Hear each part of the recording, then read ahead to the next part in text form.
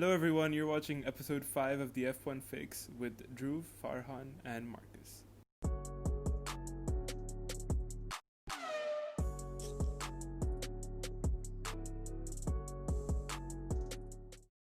All right. Well, welcome, everyone. Hopefully, you are listening to us on either Spotify, Apple Podcast, YouTube, and the millions of other places you're listening.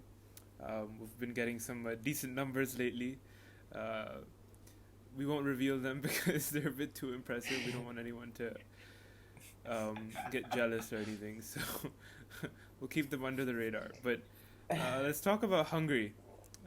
We just finished the weekend in Hungary. It's definitely not been 2 weeks. Overall, I would say not the best race of the season.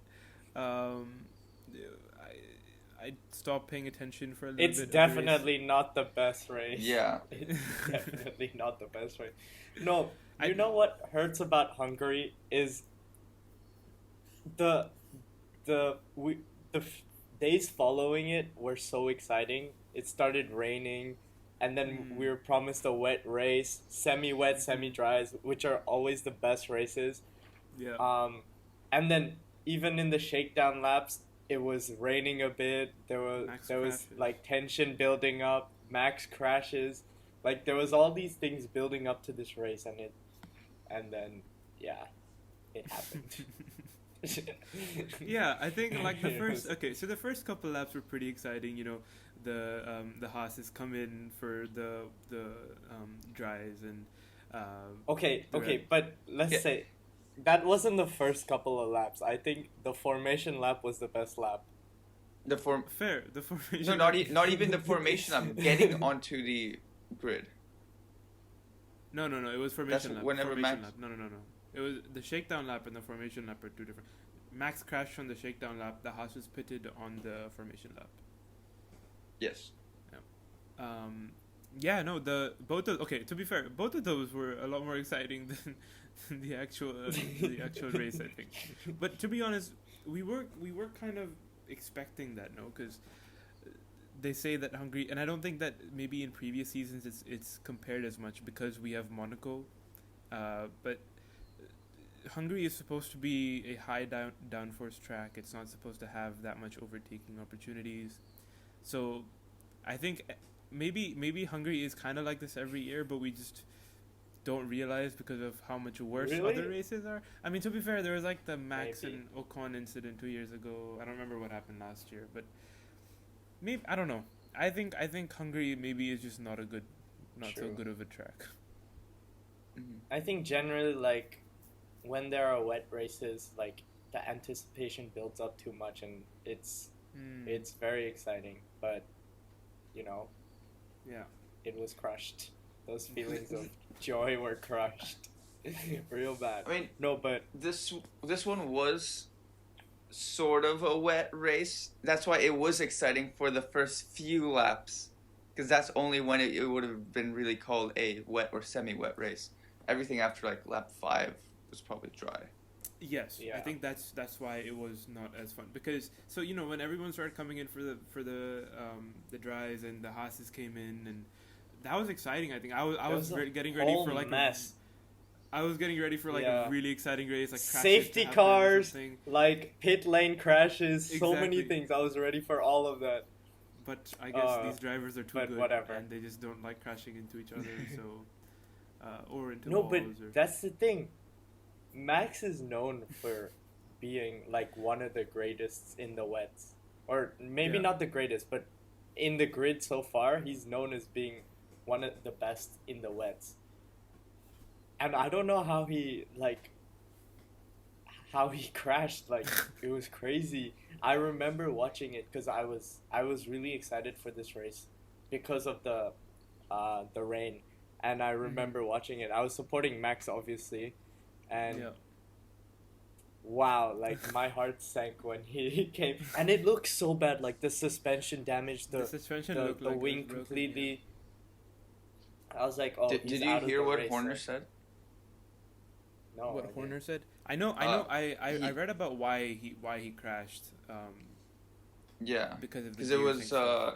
he had to before a race during the formation lap, you need to make sure all your gears work. So you have to change all the way up to eighth gear, and so he had to go much faster than he would have actually wanted to, and then that cost him to aquaplane, and then I don't even he wanted to. I think more than much faster. So he was on that last opportunity to even get into eighth gear in that last corner, last couple corners, and so he moves into eighth gear, but then realizes that even though he's not going that fast, he's ran out of braking distance. So he's in eighth gear, and then as soon as he hits eighth gear and the gear sinks, he smashes the brakes, and then you can see the tires lock up, and then he just slides into the wall. So it's unusual, I'd say. Not something you would expect Max to do, but at the same time, I think it's just one of those things that happens. Yeah.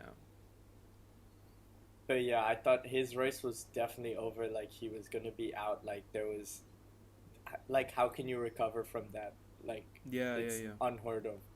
Yeah. But then, like, oh my god, these Red Bull mechanics, they're on, like, some other level. Like, brought out the workbench, like, 5 of them were working on the same wheel. Max got out, he was, like, ready to retire. And I don't even know what they did. Like, how did they do that? Insane. Yeah, I guess that's just some magic. I mean, that's what they're magic there to of do. Red Bull. They're the best mechanics in the world. So true. Fair. Yeah. Especially Red Bull. I think of all the mechanics, Red Bull was the one to. I think Williams usually has like really good mechanics. They're like pit stops are really fast, and I think Williams also usually behind them. On that. Yeah, so, Red Bull work well as a team as well, and they know their design of the car like in and out, which is like sick because so good to see them race. Yeah, it's in their name, Red Bull. They all just drank energy drinks so they could do it really quickly. Gives you wings. Oh my god, you're onto something. They gave Max another wing. Red Bull gives you wings. Wow. Good stuff. Top quality podcast content here. Anyways. No, but then on the other hand, on the other side of the Red Bull team, there was Albon, and they were like the whole race we didn't know what was going on with Albon because the commentators kept talking about how they were drying his grid position before he started off. Remember that? Yeah. And I don't know what happened from that. I think. Yeah, I don't think they actually gave him a penalty after the race. I think the reasoning was, and I think I was watching some Sky or something like that, or maybe it was the F1 show right after the race, and they showed the cameras, and basically the Red Bull mechanics went over, and they weren't drying it on purpose. They were just trying to warm up the car tires. Exactly. They just happened to leave one in front of the car. Maybe that was on purpose, maybe it wasn't, but what they were trying to explain was that they didn't do it on purpose. Cheeky. It was that they just left it there, and I don't know if it actually did that much drying. They didn't really explain what happened, but I think it was explainable. But let's talk about qualifying, because I thought that was a little bit shocking with the Red Bulls, considering Max qualifies. Can you go through the order again, just to remind us? Yeah. Okay, so obviously the Mercedes lock out the front row, and then the pink Mercedes. Four Mercedes. The second row. Yeah. And then the Ferraris lock out the third row. Then the 2 Ferraris. Yep, and then Max. Verstappen was 7th. Yep. And Albon got out in Q2. Exactly, which was shocking. I think he did kind of complain on the radio. He came on saying, "You guys put me in," there was a bit of radio before that saying, "Don't put me out on traffic last time," and then he comes onto the radio and says, "Why did you guys put me out into traffic? Like I told you, don't put me out in traffic," because they said you're the last person going out, and he's like, "Guys, I literally told you, don't put me out in traffic," and they put him out last in the grid, which is, you guys saw Russell's comments, right? Yeah, that I wanted to speak about that as well, because I think Russell low-key feels his pain, but in a completely different sense. Like, he's put into a car that isn't showing his skill, and Russell knows that Albon is an extremely talented driver, but it's just not showing in the results, and that could be due to the psychology behind having Max as a teammate, or just the car itself, or many different factors. I mean, people have always said that the car is very tuned to Max's driving style, which is very aggressive, and normally drivers don't drive like that. So poor Albon, man. Like, I feel bad for him. I was actually happy to see him complain on the radio, because I was like, we get to see some grit of Albon. He's not just being passive and taking whatever's being thrown at him. He's actually willing to stand up and fight for his own position. In this sense. No, I agree. But then Max did kind of defend Red Bull by saying, you know, like he should just focus on his own team, which I was like, oh, interesting, some new beef going on between these guys. But no, I don't think you can have beef with Albon though. No, I mean Max. No, it was Max against Russell. Yeah, against Russell. Oh yeah, okay, yeah. Yeah, because Max said to Well, I want to see them fight together. Let's see who comes out on top. I am actually interested. That's the only battle I think on track which I don't know who would come out on top of. If they were an equal machinery, obviously not. Really? You think you would know who Hamilton versus Verstappen? That's another. I think. I would argue. I think I would be. It's a little. I would feel like Max is a little bit better than Lewis, and okay. I think there's a bit more evidence to fight that point, whereas we don't know really, like, because Russell's a champion from F2, and he's not. He's been in nowhere near a car that's competitive. So I think it's harder to argue which one of those two would be better. But you know, Max and Lewis have had a little bit more of, have had more fights, have been in the wet have raced in the wet together, and we've seen what their splits are. And I think it is a little bit easier to judge between those two. But Russell, I'm just really excited to see him go up against Max. Man, sometimes I wish they had like spec cars. That would be insane. Like, can you imagine what races would be like if they all had spec cars? It would be like F2. It would be like the F2 and F3 races. It would be pretty cool, but at the same time, that's not what. No, but those races are great. They are good. Yeah, they are good. But it was funny because even Hamilton's like, during the race, he was like, "Oh, who's that behind me?" And they were like, "Yeah, Max is catching up to you or whatever." And Hamilton was so confused. Speaking of Hamilton, Mercedes. Have you listened to his song? He has a song. Hamilton has a song. He just posted that on Instagram yesterday. It was released it was 2 years ago. Yeah. Yeah.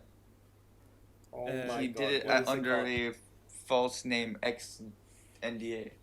Yeah. XNDA, yeah. Is it good? With Christina Aguilera. He only has like one verse, like literally like 20 seconds in it, something like that. Yeah, at the very end. Does he like rap or sing or? He kind of raps. Yeah. Wow. Is it good? It doesn't sound like him. It sounds really good. Like it actually does sound really good, but it sounds nothing like him. It sounds like a complete different person. Yeah. I think it was auto-tuned.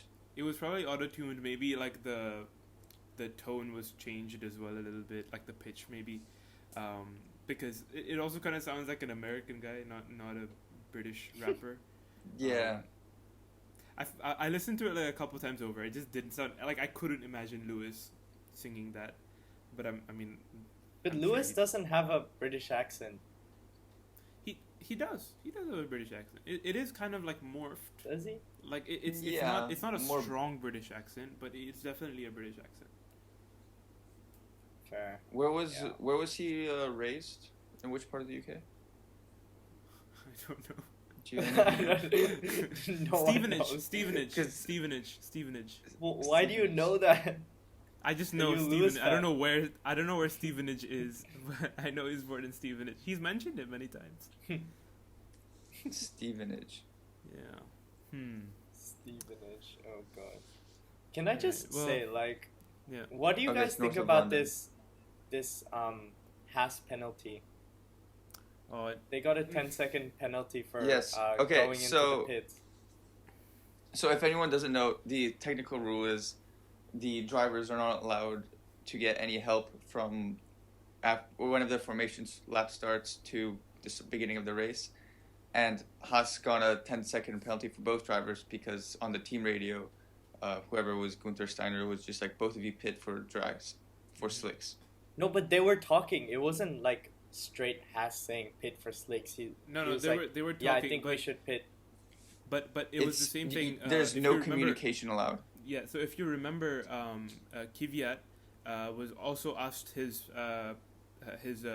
pit wall the same thing. He said, "Should we come in for drives?" And they didn't respond. Like they just left him on red. They didn't say anything because you're not allowed to. Because the rule is there because they don't want drivers to get any sort of help for the starts. So they don't want the radio to be like, okay, it's gonna start in like 5 seconds, or they don't want any sort of assistance there.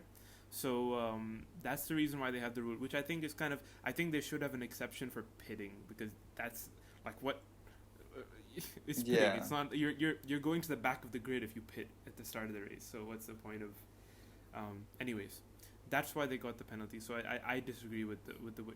I agree that yes, they should get the penalty this time, because obviously other drivers could have come into the pits if it were not for the rule, and they actually followed the rule knowing that it was there. But in the future, I think they should get rid of it and just like make an exception for pitting. I felt bad, but they didn't really lose too. No, I not don't. too much. Magnussen No, didn't Magnussen lose out too lost much. one position. He lost like Magnussen one lost place. But he was still in the One points. 9th to 10th. Yeah. And Grosjean was already out. So. Yeah. Which But I felt what a bad because call, Grosjean like, Grosjean they actually should've- had damage. That's why he didn't. That's why he couldn't defend as much. Really? Yeah. He had damage. Where did he get damage? I think.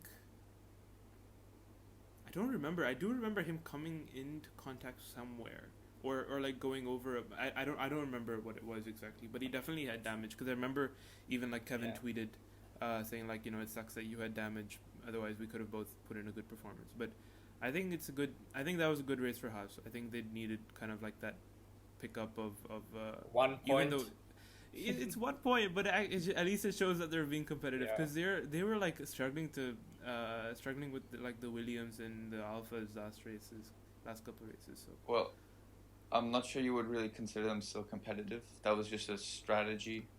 I still It's think like Williams 1 point but last year. They're competitive now. I mean, No, but come on, buddy. They managed to hold positions for quite a while. I think- like they defended. I think well. if anything, this kind of shows that I've always thought that Magnussen is really, really good. I think he is actually like a really good driver. He just never has had I think he was in McLaren for a bit, but not when they were good. And Grosjean, I think, is also pretty good. I just think he's out of his prime. He like at this point, even he's not sure if he's gonna come back. Like Will Buxton said, like he usually asks stick to cookbooks. No, he said that every year he asks every driver, "Do you want to come back next year?" And every driver is always like, "Yes, of course." Like, there's no way I wouldn't come back. But apparently Grosjean said he's not sure. Like, he wants to think about his family and stuff. So it might be that's the thing. Like, people say like after F1 drivers get like kids and have families and stuff, like they become less willing to put themselves out there. I've spoken to you about this. I remember because I definitely think that it could be a factor, because look, there's I don't know, I might have made this point in a previous podcast, so apologies if I repeat myself, but when you have a child, right, for our 12 consistent viewers, exactly, don't worry about it, guys. Anyways, if you're a big fan, you would remember. Anyways, when you have like somebody like a child that relies on you, or a family, then would you make the same overtake that could end up in you getting injured? Like, there's always, it might not be at the front of their minds when they're going to a race, but it might actually be something subconscious where they don't take that additional risk anymore when they realize that, and there are some patterns to look at. Vettel has kids now. He's kind of been on a downturn for a while. Hamilton, no kids. Um, Does some, Grosjean have kids? Yeah, Grosjean has kids. How Kimi many? has kids. Or how old? I don't know. I'm not I that don't know. big You of a seem to fan. know a lot of personal information, Dhruv. I think they're young. What are their They're names? young. How old are they? When were they born? Where were they born? I think they're young. They're young. They're not. They're like less. They're probably younger than 10. Okay. You know. Let me look at their kids. I'm gonna Yeah. Google his. Because I mean, we forget, but these They're guys young. are all in their 30s. So I think we actually forget Roman sometimes. Like we just Grosjean's assume 34. we assume drivers like Grosjean and Kimi are old, but then again, they're a lot younger than all of our parents are. Like they're actually really young. Okay, Grosjean has a 7-year-old daughter. I'm assuming Sasha is a girl, and a 5-year-old son. Riveting content. I'm glad our Yeah. fans are gonna appreciate that. But okay, but by that logic, Grosjean has still. I don't think his accidents that he goes into have significantly decreased in the past 7 years than prior to that, right? In the he still had some pretty terrible ones. In the I think the ones that he's made in the past I couple guess. years have been less of him making that daring overtake rather than him just like messing up, like you know, Okay. driving into a wall under safety Yeah. car. That's not something Or you're in not the like, pit I'm lane. gonna-" in the pit lane, oh my goodness, that was the funniest thing. It's like I'm not going for a overtake. I'm not trying to battle out for position. I don't know. How did he do that? He was exiting the pit lane and then he somehow hit the wall. Yeah. No, I think Grosjean This is was at really fun. Silverstone He's too. good. He's so good we might when, get it when again. yeah. No, I think Grosjean it He's can be good when he's not bad. when he's not bad, he's good. That's exactly right. But yeah, Yeah. I think it might be time. Okay. I think this might be Grosjean's last season. I have a feeling. I think You think? Haas also has Who a would lot of replace good. him? No, Haas has a lot of good reserve drivers. They have Lance. I think, no. I was gonna talk about the reserve drivers. Like I think Esteban okay. Gutierrez is one of theirs, and then they have another one. He raced a long time ago, right? I think he did, but let me look this Yeah. up. But I know. But yeah, what you think Haas will? You think Haas will take Lance, and you Well, you wanna okay. go back No, to Perez. have your What opinions? Have your opinions changed from last week? Sergio is a. Okay, I still want Sergio to go into Aston Martin, but there are talks of Sergio apparently talking to Alpha and Haas for a seat next year. And Alpha, I mean, Kimi, it's about him if he's going to leave or not. I have absolutely no clue. That just purely depends on him. And Grosjean is seeming like he's going to leave, so there seems to be that there might be a seat at both. And if Sergio goes to Aston Martin, I think Lance will take one of the other two. I think okay, yes, I agree with you. I think no matter what this is not Lance's last season in F1. Maybe it becomes his. Maybe he goes to a test driver role or something. But yeah, I agree. I think if Lance doesn't get that Aston Martin seat, then definitely he'll go somewhere else. And I do have another point to bring up that I've thought about since last week, which is I think that Aston Martin are not going to put Lance in because at the end of the day they're a business, right? Like yes. Lawrence Stroll might have a big chunk of the team, but he's not the only owner. There's other shareholders that he has to be responsible to, and if you want to turn a profit and you're running a business, you can't make a decision. And then again, I remember I was watching a video about this, and the point that they make was, the team is not going to be taken seriously if they choose Lance. Like if the team shows that instead of picking talent, they choose nepotism, then they will definitely lose credibility. And I think that's a pretty good point. I think that might be one reason why Racing Point stick with Sergio. Yeah, I saw that headline that if Aston Martin was to be taken seriously in F1, they need to choose Sergio. Yeah. Yeah. That's a fair point actually, but I hope that they choose Perez over Lance because, like, he's a good driver, but he doesn't deserve that seat over Perez. Mm-hmm. Yep. And just to correct myself earlier, Gutierrez is not a Haas reserve driver. It's Pietro Fittipaldi and Louis Delatraz, who is is in his fourth season of F2, right? Something like that. Fourth season. I'm not sure. Now I remember, Marcus, you were telling me about like how it's been. No. Oh, is that something? No, that's not Luke. That's Luca Giotto. Yeah, Giotto. He's in his like. I thought it was his sixth season. It's his sixth season in F2. He's just doesn't want to leave it. Is he gonna have like an entire F2 career like people have F1 careers? Like he's just gonna spend 10 years in F2.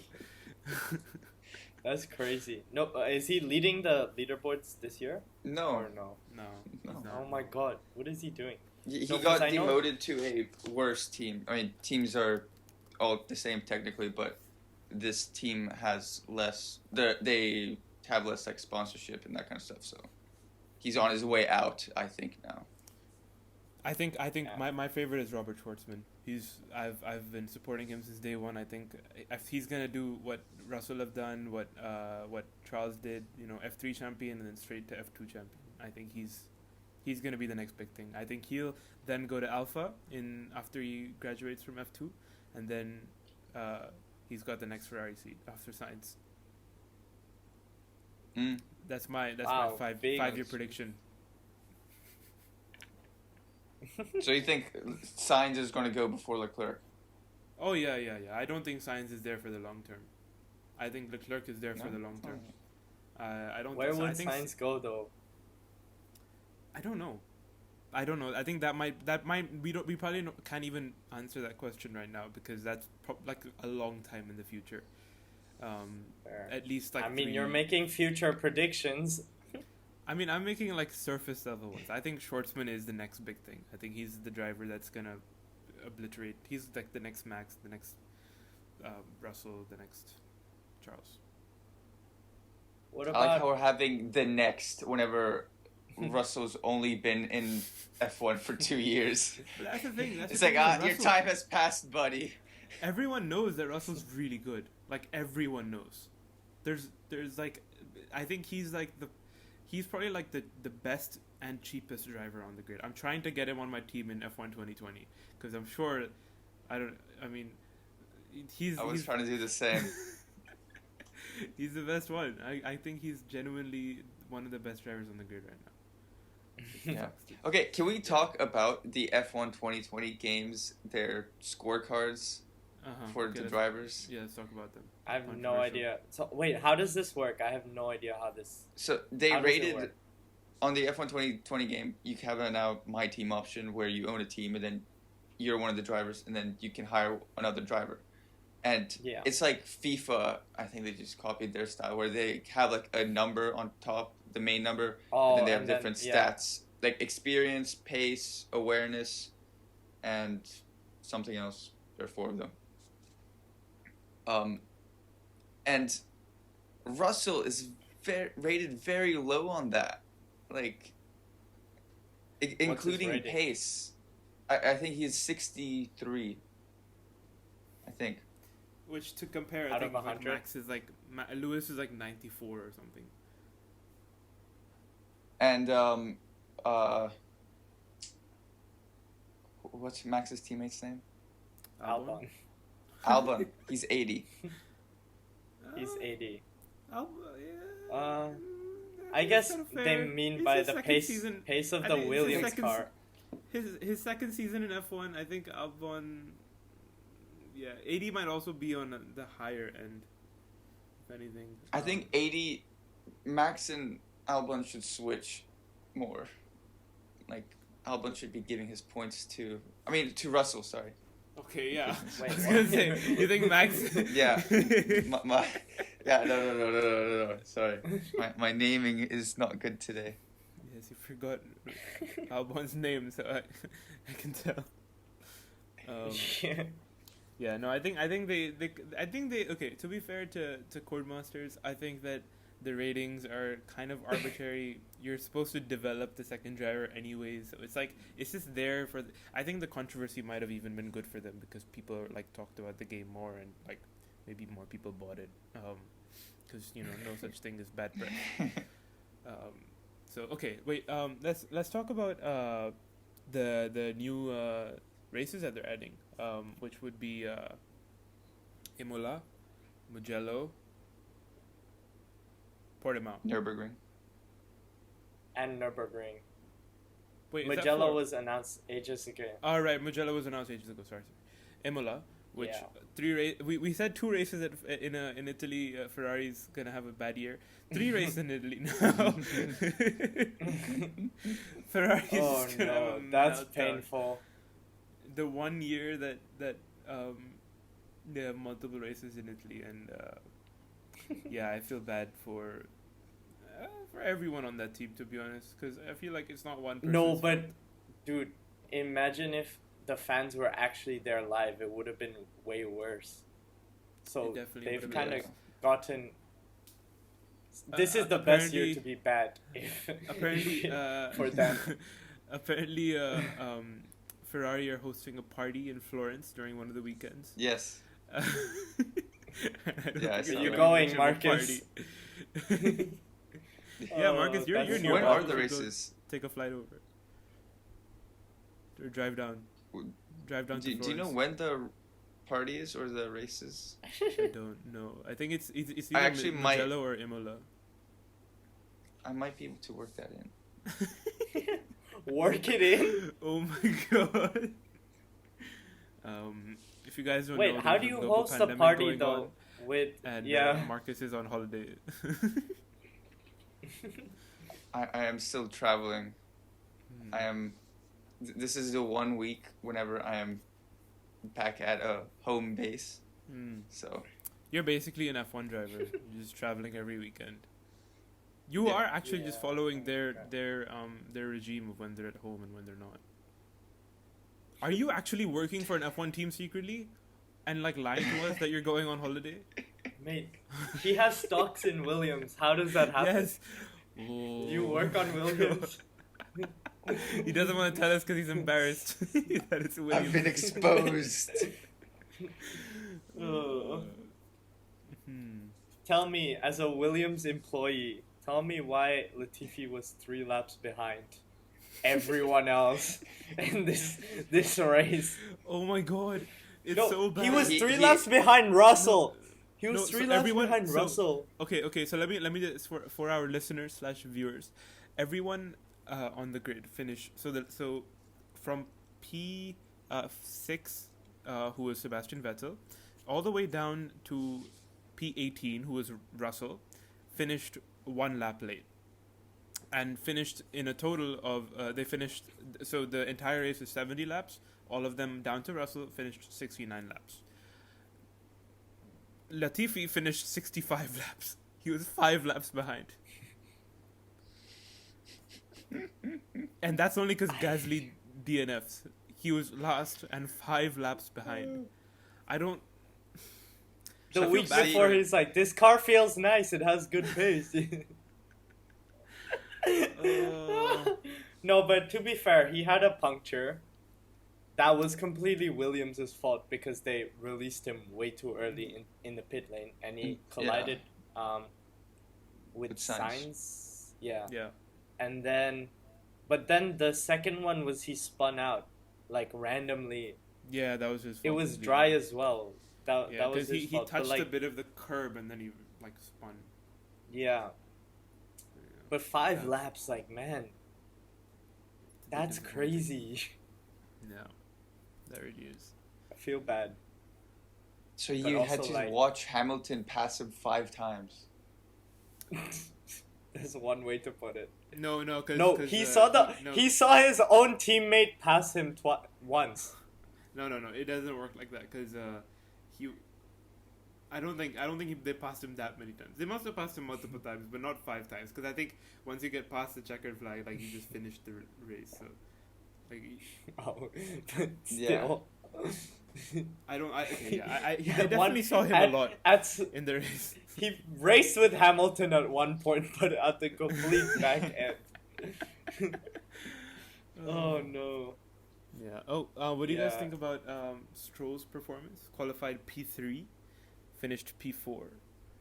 You know, the only Yes, person he that did a overtook him very was, good job. only person that overtook him was Verstappen. Not bad for a pay driver, Yeah. but again, I think, hard to know. look, it's easy to roast Stroll because he's got insanely rich dad. He's come up to F1 in a very privileged way, I guess. He's had it easier than most drivers, but like, he is a good driver at the end of the day. He is an F1 at the end of the day, and like, he does show that occasionally. But like, I think if he was in a maybe like an Alpha or a Haas right now, it would have been more fair. Yeah.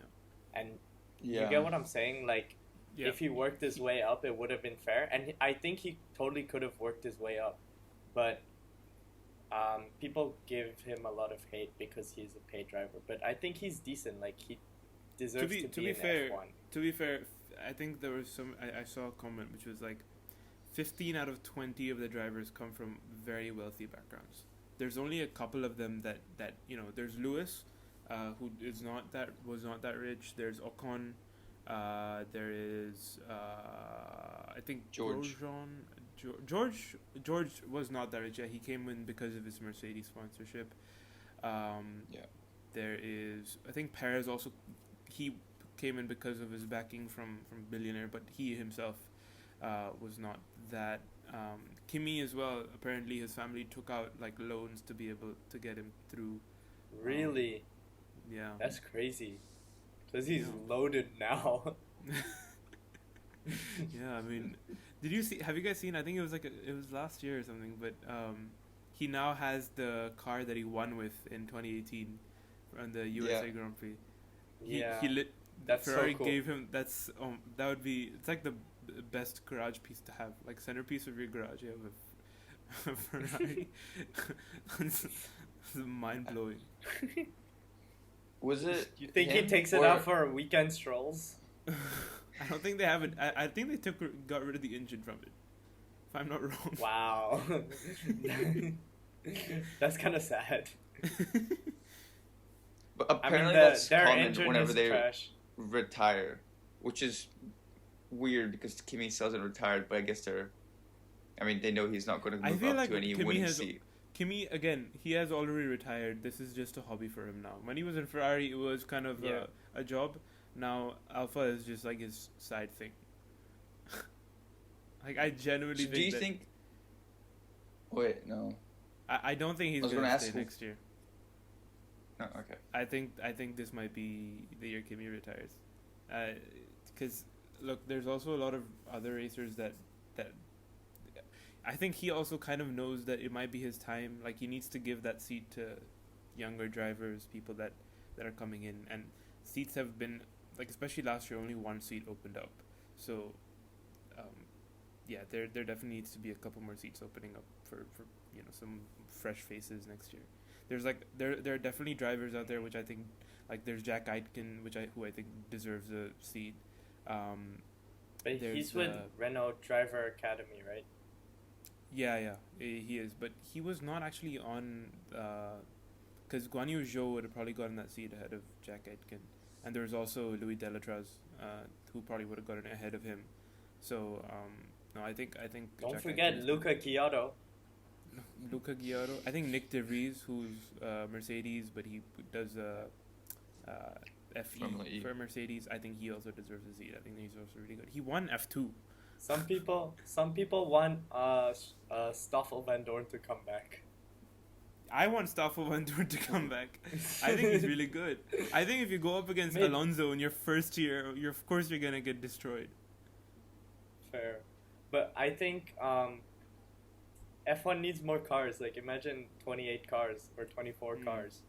28 cars? I don't think I- 28 cars is gonna work. 24.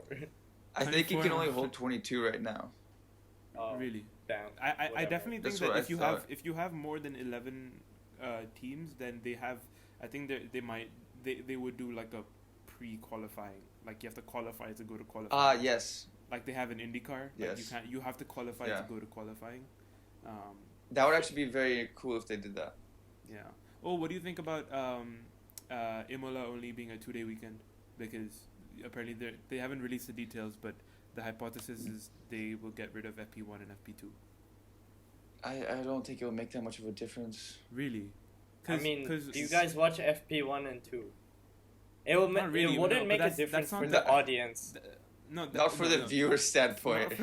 Not for the viewers. The argument is that, you know, there's teams like Mercedes who have gotten this down to like an art of essentially they have FP1 and FP2 and they already have the best car, and so they have all this extra time to be able to like lock down their perfect setup and just essentially be able to have the perfect possible scenario for the entire weekend.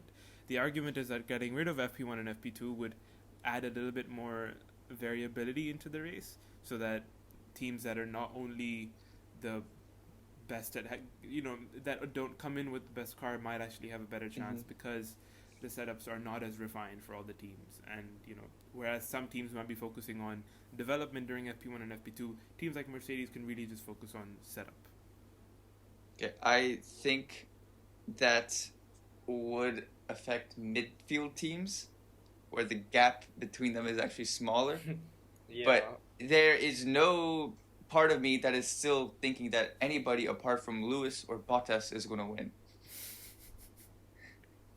Even if they have a slightly worse setup. Look, the gains from FP1 and FP2 are probably marginal, like so marginal that because they're already let's just say 5 seconds ahead of the field. Okay, on a race day, not on a qualifying. Oh yeah, okay, sorry. On a race day. Usually you compare times on like qualifying, not race, because race pace can vary. But race day is what matters in the end, right? That's fair. I mean, Lewis has been like 10 seconds ahead, like in all fair. But the thing is, if Lewis wants to turn up the engine and like churn out fastest laps, he could be like 20 seconds ahead every single race if he wanted to. Race pace is a little bit. It's not the best metric. I think that qualifying is usually the better metric to see how much apart these cars are. Fair. But okay, both the Mercedes teams. What am I saying? Both the Mercedes teams. Pink Mercedes and black Mercedes both came out on top. So I don't know. I don't see setup doing a.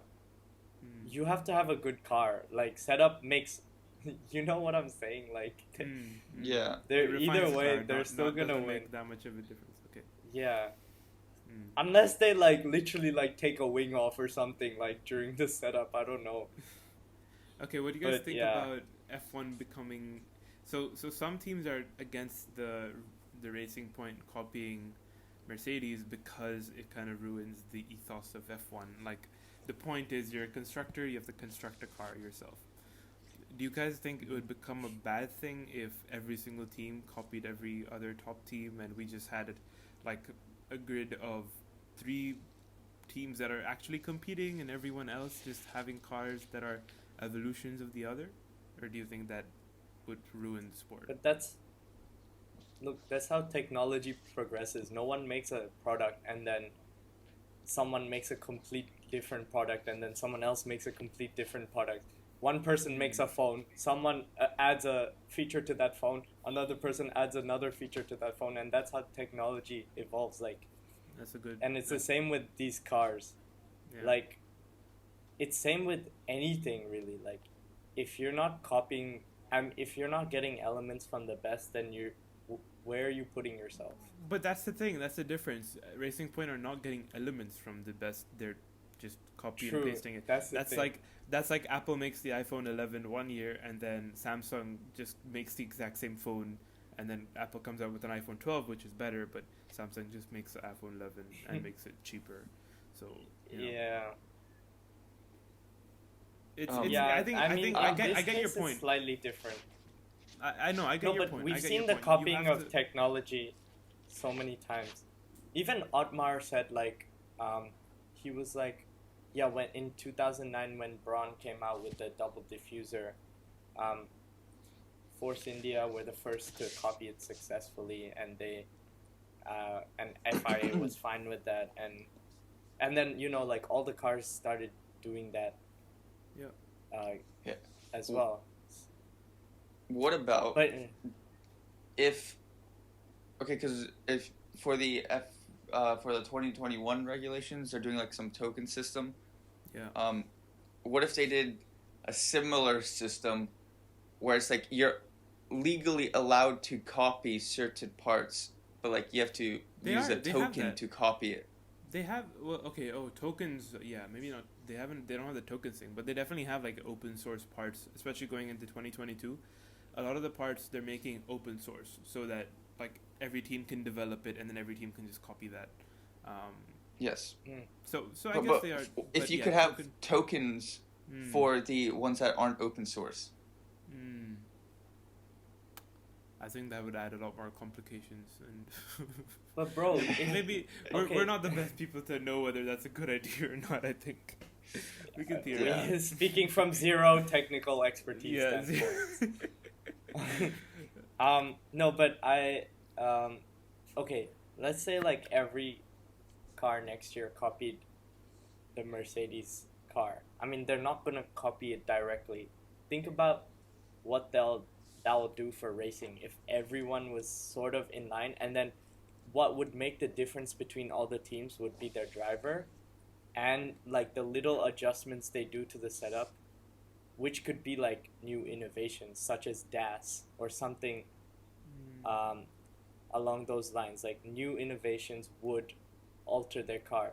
Right now they just have teams have a bad car and they're just trying to fix it up. They're not innovating anything. Well, that's the argument. Whereas Mercedes, the argument to that is that Formula One is that right now. You have a formula, like they tell you how to make the car. The car is not. It's not just coming out of nowhere.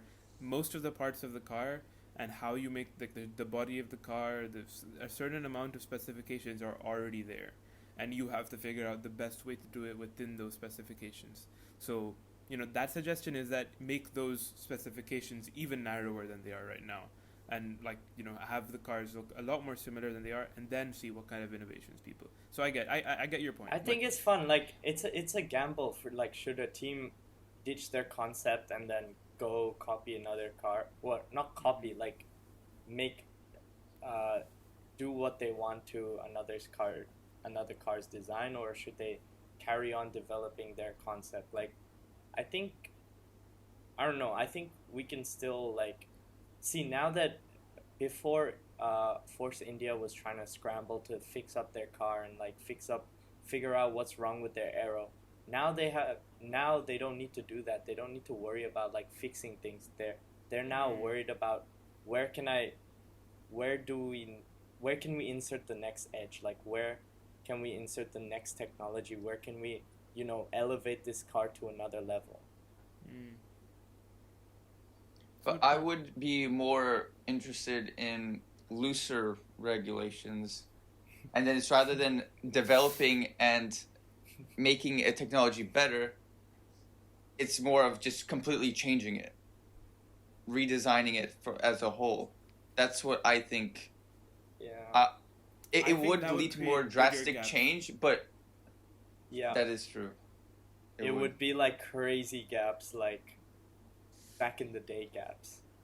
Like when there were no regulations and people would finish like 5 minutes after, like first place and second place would be 5 minutes difference. Latifi's already back there, so we already have the gap. Okay, you know what?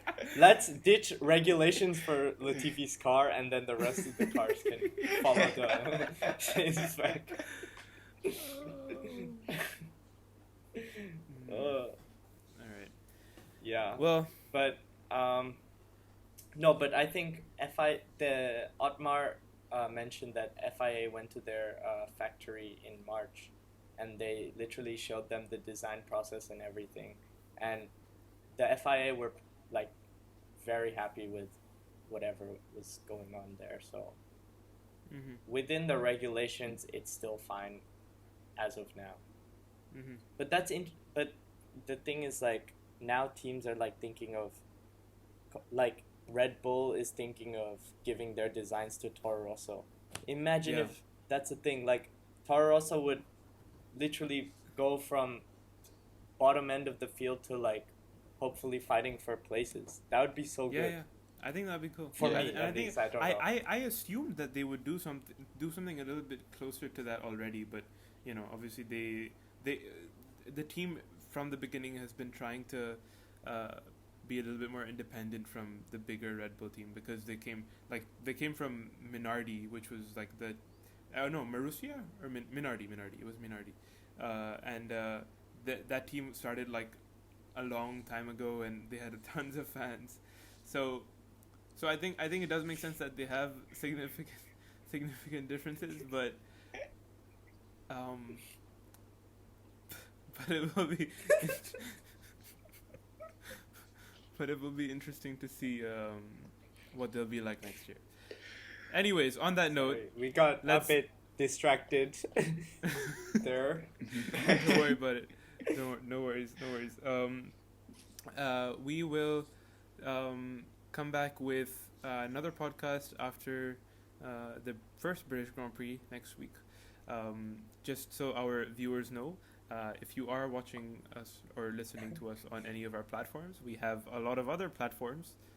As I said at the beginning of the podcast, you can listen to us on Spotify, Apple Podcasts, a bunch of other ones which I don't really know, and YouTube. And follow us on Instagram. At the F1 Fix. We have a lot Yeah. of posts. It's one of Yeah. the best Farhan Instagrams. is making memes. He's been in Yeah. charge of that. Up to date. He's Whoa, got a lot of I'm he's not. got a lot of content ready to come out. It's a He's- team effort. It's a team effort. But we all know that Farhan is the lead on that. He's the main social Yeah. media manager, and he actually does do a lot of work independently. So let's all give him some support on that. And we'll see you guys next week. Yep. Bye bye. Send us your memes as well. I'm gonna cut that part off. Ciao.